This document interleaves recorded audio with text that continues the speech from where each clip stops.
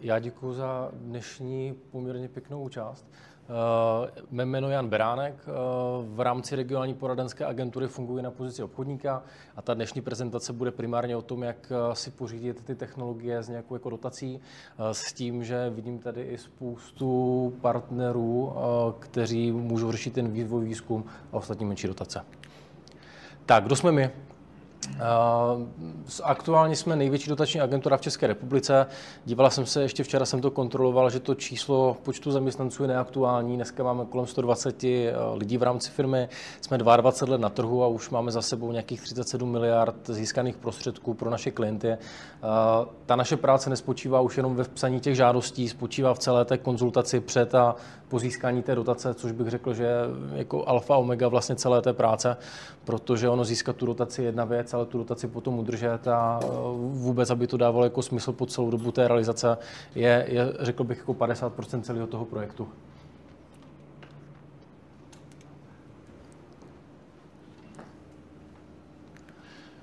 O čem to dneska bude?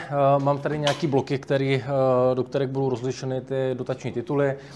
Ten důvod je jednoduchý. Jsou tam tituly na pořízení technologie, tituly na vývoj jednotlivých produktů nebo řešení a potom jako menší tituly, které vás můžou zajímat spíš jako z těch procesních věcí.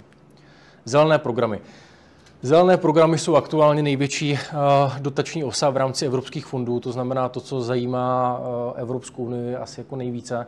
Dlouhodobě tam teče nejvíce financí, ať už jako v rámci českých dotací, tak především v rámci těch jako evropských titulů. První titul, který tady představím, se jmenuje Úspory energie a víceméně funguje tím způsobem, že za předpokladu, že uspoříte alespoň 30% energie, tak technologii, kterou si pořídíte, můžete dostat z dotací 35 až 65%.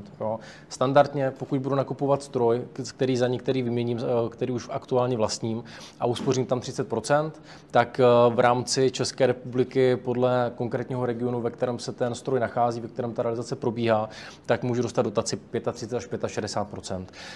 Co je základní povinností toho programu, je zpracovat energetický posudek na tu konkrétní technologii, to znamená, přijde energetický auditor, podívá se na stávající stroj, podívá se na nový stroj. V momentě, kdy uspořím 30%, tak můžu o tu dotaci požádat. Obrovská výhoda tady toho programu je, že ten subjektivní pohled toho hodnotitele v těch ostatních dotacích je poměrně jasný a záleží, jakého toho hodnotitele si vytáhnete, nebo respektive kdo ten váš projekt jako dostane.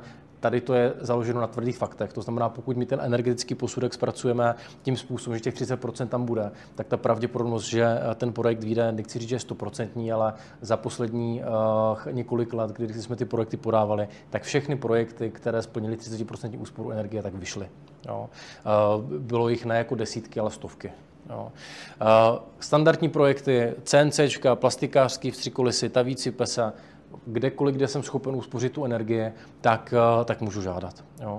Co ještě důležité říct, je tady jedno omezení, a to způsobilost výdajů. V rámci toho, že oni se snaží zamezit neefektivitě v rámci čerpání té dotace, tak je zajímá i to, kolik vlastně ten stroj uspoří. To znamená, já na 1 MWh ročně uspořenou díky výměně té technologie, tak dostávám 90 000 korun způsobilých nákladů. To znamená, pokud budu mít jako 100 MW ročně uspořených, tak dostávám 100 x 90 000 do způsobilých nákladů a z toho se spočítá ta dotace. V případě, že by ta dotace byla vyšší, tak už je to potom omezí v rámci toho. Může se to stát, nestává se to standardně, ale je to jedna z věcí, kterou potom posuzujeme. Druhý program, který se jmenuje stejně, ale pochází od jiného poskytovatele, je přes Národní rozvojovou banku, tak je tady v těch podmínkách výrazně benevolentnější, ale výměnou za to, že ta dotace je o něco málo jako méně zajímavá. Ta dotace tam je plošně 35%. S tím, že vy to můžete využít ještě v kombinaci se zvýhodněným úvěrem. Donedávna tam bylo 1,99% ročně, ale v minulém měsíci došlo ke změně a už to není zvýhodněný, ale už to je bezúročný úvěr. To znamená, že vy kromě toho, že dostáváte 35% dotaci, tak do 90% celé té investice můžete využít bezúročný úvěr. Je to skutečně jako bez skrytých poplatků, to znamená 0% ročně, s tím, že je možné ještě o 2 roky odložit splátky vlastně v momentě, až vám ten stroj jako začne přinášet nějaký zisk. Obrovská výhoda tady v tomto programu je, že vy nemusíte dělat výběrové řízení. Často to funguje tím způsobem, že vy máte vybraný stroj, máte vybraného dodavatele, chcete se vyhnout výběrovému řízení, toto je program, ve kterém to můžete provést. To znamená, stačí, abyste uspořili energii a oproti tomu předchozímu programu, kde bylo potřeba uspořit 30%, tak tady stačí pouze 10% úspora energie. Máme tam projekty, kde se měnilo zubařské křeslo. Jo. To znamená, prostě vzalo se nové zubařské křeslo jako malý projekt, ale uspořilo se tam 10% a díky tomu jsme byli schopni žádat. Jo. Vyměním formu v rámci výroby třeba plastu. Jo. Uspořím 10%, ale standardně zase CNCčka, tavící pece, plastikářský stroje a tak dále. Za předpokladu, že uspořím 10%, tak můžu žádat. Velká výhoda tady tohoto je, že NRB je, řekněme, jako tvárnější orgán, to znamená, oni i to posouzení dělají výrazně rychleji než i standardní optak a vrátím v ten předchozí program a zatímco v tom prvním programu budete na to vyhodnocení čekat, dejme tomu 4-5 měsíců, tak tady ta rychlost toho vyhodnocení a zjištění, jestli tu dotaci máte nebo ne, je v řádu jako nižších jednotek měsíců. Dotace na úspory vody, další program v rámci tady těch jako zelených projektů, kdy principiálně ten program funguje velmi podobně jako úspory energie, ale místo energie šetříte vodu. Jo.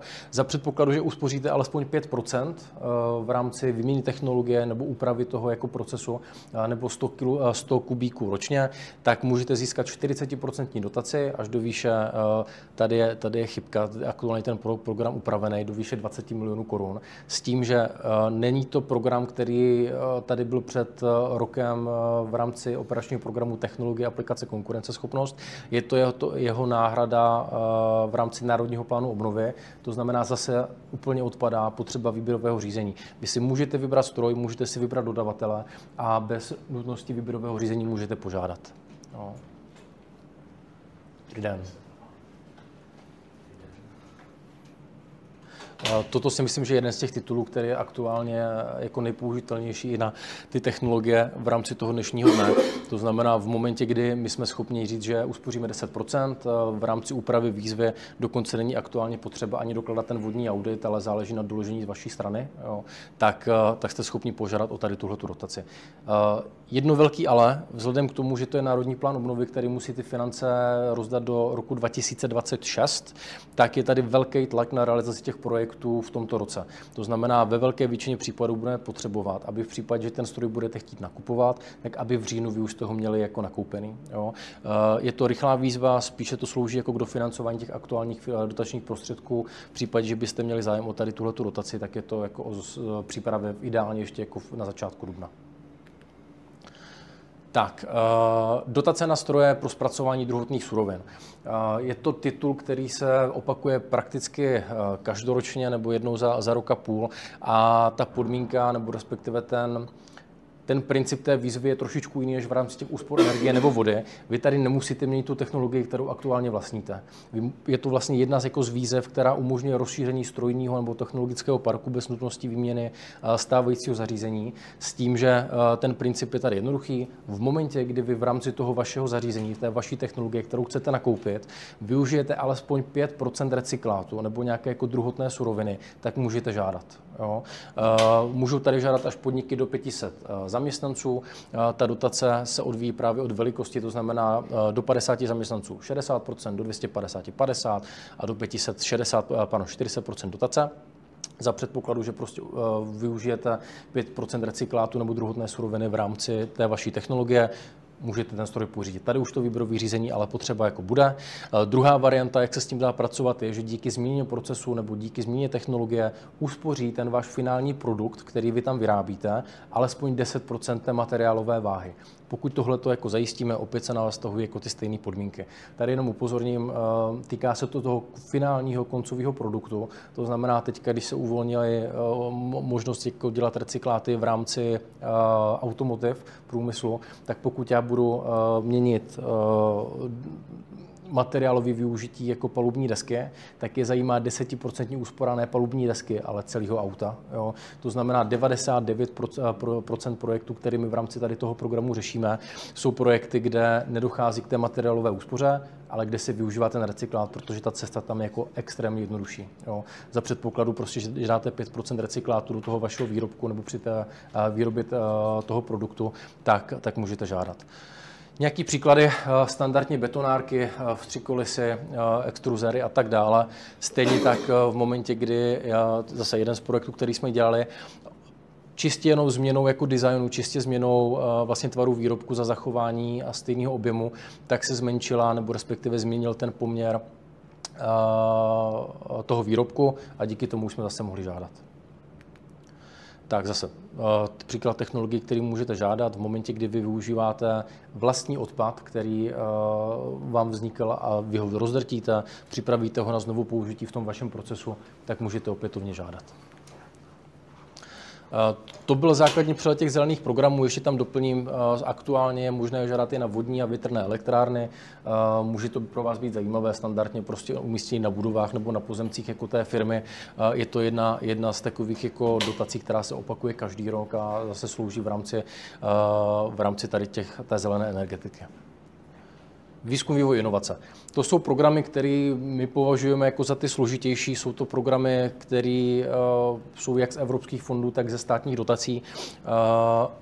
Mají za úkol povýšit vás jako firmu na nějakou jako vyšší úroveň, dostat vás do vyšší konkurenceschopnosti v rámci celého světa, ideálně jako minimálně v rámci Evropy.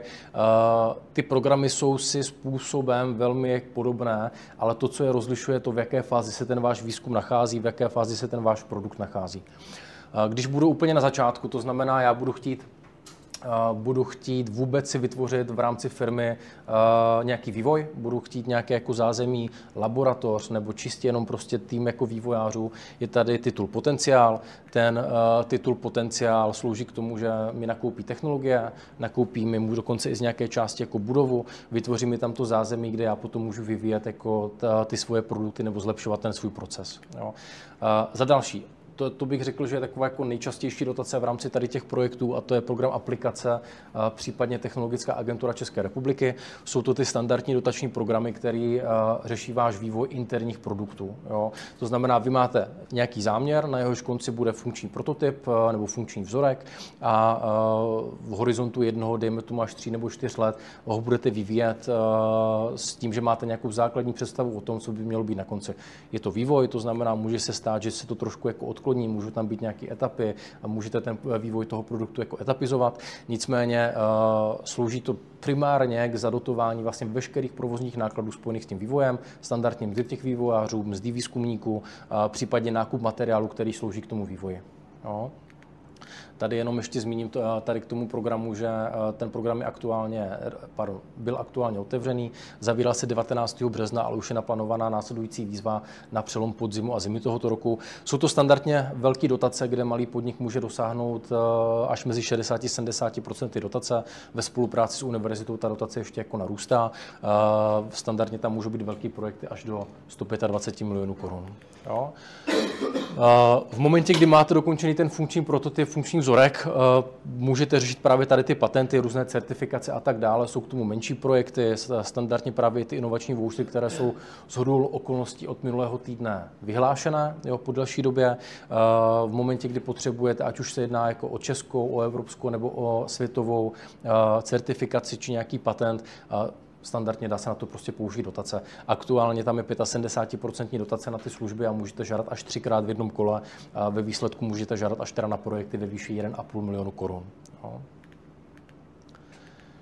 Tak, jenom ještě pro zajímavost, ten program aplikace, obecně tady ty vývojové projekty, tak nerozlišují vlastně zaměření toho projektu. To znamená jenom příklad z jednoho kola, žádali jsme o projekty na vývoj vojenského vozidla, na vývoj vlastně procesu, jak se nakládá jako s LNG, na vyloženě jako medicínský průmysl a na hlasovou platformu. Jo. Ty projekty jsou hodnocený mezi sebou, to znamená, že ten jako pohled toho hodnotitele je velmi složitý a často ta naše práce je primárně v tom, že my musíme překousat ten váš záměr jako profesionála do té pozice toho hodnotitele, který nějakým způsobem tomu rozumí, ale není ten jako expert, ten jste jako potom ve výsledku vy. Jo. Je tady aktuálně otevřený program, který z důvodu právě té jako nekonkurenceschopnosti v těch ostatních projektech dostal vlastní alokace, a to je vývoj softwaru nebo vývoj digitálních řešení. Ten program řeší to, že vy v momentě, kdy máte nebo vyvíjíte proces nebo produkt, který v sobě obsahuje software, který má jako nějaké digitálno v sobě, tak máte vlastní alokaci, ten projekt má vlastní alokaci, je tam 1,5 miliardy a opět můžete získat jako až 60% v rámci tady těch projektů. Můžou dělat i velké podniky. To, co musí být tím výsledkem, je, že na konci toho projektu vám vznikne to digitální řešení, které potenciálně může odcházet na trh. Ty projekty můžou trvat standardně 2 až 2,5 roku. Je důležité se vlézt do jedné z kategorií, těch kategorií tam 10, od umělé inteligence, robotika, pokročilá výroba, kybernetická bezpečnost a tak dále. Ta naše práce je na začátku vždycky zjistit, jestli ten váš záměr je jako v tom schopný nebo ne. Tak, to už tady vlastně padlo. Digitalizace. To je titul, který je tady, řekněme, poslední 4 roky v nějakých jako různých variantách a slouží primárně k tomu, že vám zadotuje nákup nevýrobních technologií. Co to znamená? Já z toho můžu nakoupit software, můžu z toho nakoupit CRM, ERP, všechny tady ty 3 písmenné akronymy přes skladový systém a tak dále, až po nevýrobní technologie typu manipulační ramena. To znamená, pokud já budu mít ve výrobě linku, budu tam mít manipulační rameno, na linku peníze nedostanu, na to rameno, které mi pomůže s přepravou, úpravou jako toho produktu a tak dále, tak to už žádat můžu. Stejně tak skladovací systém od Cardexu přes jako zakládací systémy klasický, tak to jsou všechno způsobilý výdaje. Ten titul končí aktuálně 28. března, což je, pokud se nepletu, v pátek. Už teď je naplánovaný další kolo na podzim tohoto roku. Je to průběžná výzva, to znamená je ideální tam nějakou jako předpřípravu před zahájením té výzvy, protože v momentě, kdy se ten program vyhlásí, tak je vždycky otázka, jestli se to vybere jako první den, nebo za měsíc, nebo za 2, jak dlouho ten sběr potrvá. Toto je program, kde zase to spektrum těch firm, který žádá, je velmi široký. Máme tam firmy jako vyloženě realitky, kde se žádá na systémy, obchodní systémy, až po velké firmy, nebo respektive firmy o 250 zaměstnancích, který žádají na skladové systémy, který žádají na složitý pokročilý technologie. To jsou všechny věci, které v rámci tady těch programů se dají vyřešit. Jo. Tak a jenom na závěr, je to spíš pro zajímavost, předpokládám, že nemalá část z vás tohleto řešit jako bude, ale už se to netýká technologií, ale týká se to staveb. Ten stejný program, který byl vlastně na začátku na pořízení technologií v rámci úspor energie, tak oba dva ty programy umožňují žádat i na rekonstrukce staveb, nebo respektive úsporná řešení na těch jako nemovitostech. Od obálky, to znamená zateplení, střecha, osvětlení, okna a tak dále. Všechny tady ty záměry jsou způsobilé s jednou jednoduchou podmínkou, stejnou jako na začátku. Pokud já uspořím 30% energie na té budově, můžu žádat. Dají se z toho dělat velký projekty, než tady přehodím. Když se podívám na ten barák, tak vlastně veškeré ty komplexní řešení, které tady mám, tak jsem schopen z toho pokrýt. Záleží tam na realizaci, to znamená, jestli budu realizovat v Jihomoravském nebo v Ústeckém kraji. Jihomoravský kraj je jeden z těch jako nejrozvinutějších, to znamená, i ta dotace tam je nejmenší. Když budu žádat v Ústeckém kraji, mám tam poměrně výraznou bonifikaci s tím, že pokud uspořím 30%, tak ta dotace se obecně po té republice bude pohybovat někde, dejme tomu mezi 30 a 60%. Pokud uspořím nad 40%, tak tam mám ještě o 15% té dotace víc. Jo, to znamená, malá firma v Ústeckém kraji si může šáhnout až na 80%, tady v Jihomoravském kraji se budeme bavit někde o 60%. Tak to je jeden z příkladů, vlastně, které jsme podávali, s tím, že vlevo je ten původní stav, vpravo je ten stav vlastně, nebo navržený stav, který jsme podávali do té dotace. Ta dotace byla podpořená. Jenom tady zmíním jednu věc. Tady vlastně vidíte, že ta budova má oproti tomu předchozímu stavu ještě to patro nahoře. To rozšíření té budovy v rámci těch programů možné je, ale je nedotovatelné. To znamená, já jsem schopen vlastně z toho zrealizovat celou tu rekonstrukci té budovy, dát nahoru případně fotovoltaiku, vyměnit osvětlení, otopnou soustavu a tak dále. Co nejsem schopen udělat, co bude vyčleněný, tak je to horní patro, to znamená ta část stavební, která mi tu budovu rozšířila, kde k té úspoře potom nedošlo. Jo, zase jeden z projektů, který byl podpořen. Budova vypadala tak, jak vypadala a vlastně po té rekonstrukci jsme získali dotaci jako 9 milionů korun. Tak, fotovoltaické elektrárny, takové jako evergreen dotační, ty výzvy běží víceméně konstantně s nějakými drobnými pauzami. Jsou tady 3 tituly, které tohleto řeší a základně jsou rozdělené podle velikosti. To znamená, pokud budu žádat na fotovoltaiku do 50 kW peak, tak žádám přes Národní rozvojovou banku, která kombinuje zase dotaci 35% společně s bezúročným úvěrem v tomto případě. Druhá dotace, ta bude vyhlášená teďka pravděpodobně ještě v březnu, pokud ne v březnu, tak hnedka na začátku dubna přes modernizační fond a ta řeší ty fotovoltaiky od 50 kW peak až do 5 MW. To je ten titul, který tady běžel vlastně už poměrně dlouhou dobu jako v předchozích 2 letech. Zase dotace se bude pohybovat někde v oblasti 30%. No a pak je tady výroba energie, to znamená, je to výstavba fotovoltaik, které primárně neslouží pro vlastní spotřebu, ale slouží pro to, aby vy jste tu energii prodávali dál. Ta výzva je soutěžní, musíte mít realizaci aspoň nad 1 MW. Jo, v rámci tady tohoto. Co si myslím, že je poměrně zajímavý, tak aktuálně má být vyhlášena v horizontu jednotek týdnu má být vyhlášená výzva na akumulace, což v minulosti možné nebylo. Vždycky bylo možné žádat na akumulaci pouze za předpokladu, že jste žádali i na fotovoltaiku. Teďka ta akumulace bude možná samostatně, to znamená, vy můžete i bez realizace fotovoltaiky, nebo respektive pokud už tu fotovoltaiku máte a potřebujete navýšit kapacitu akumulace, nebo jste tam tu akumulaci neměli a teď ji mít chcete, tak požádat samostatně jen pouze na tu akumulaci. Jo. Tak. A jenom tady úplně na závěr, jsou tady dotace, které řeší dostupné nájemní bydlení. O té dotaci mluvím primárně kvůli tomu, že spousta firm má buď nějakou starou nemovitost, nebo chce rozšířit, diverzifikovat svoje aktivity. Máme firmy, které to dělají pro svý zaměstnance, zvlášť třeba v regionech, kde to dostupné bydlení může být problém. To znamená, je tady titul aktuálně otevřený, který má běžet až do poloviny roku 2026 a ten řeší výstavbu nájemního bydlení z dotací. To znamená, vy můžete získat až 40% dotaci na výstavbu nájemních bytů s tím, že do toho dostáváte ještě 90 nebo respektive až do 90% investice úvěr teďka tam je aktuálně 1%, bylo to snížený, 1% ročně s fixací po celou dobu udržitelnosti projektu. Ta nevýhoda, nebo řekněme jako ten hlavní chyták tady té výzvy je udržitelnost toho projektu, je řešitelná. Ta udržitelnost tam je 20 letá, to znamená, vy říkáte, že když ten nájemní byt postavíte, nebo respektive ten bytový dům postavíte, tak po 20 let vám zůstává v majetku. Jak se to dá řešit? V momentě, kdy vy budete žádat o dotaci, je možné požádat na nově vzniklou společnost nebo na nějakou dceřinku, která bude vlastně třeba jenom jako tu nemovitost, a v momentě, kdy vy budete chtít tu nemovitost vyexitovat, tak to musíte prodat jako s tou společností. Těch projektů podobných máme spoustu.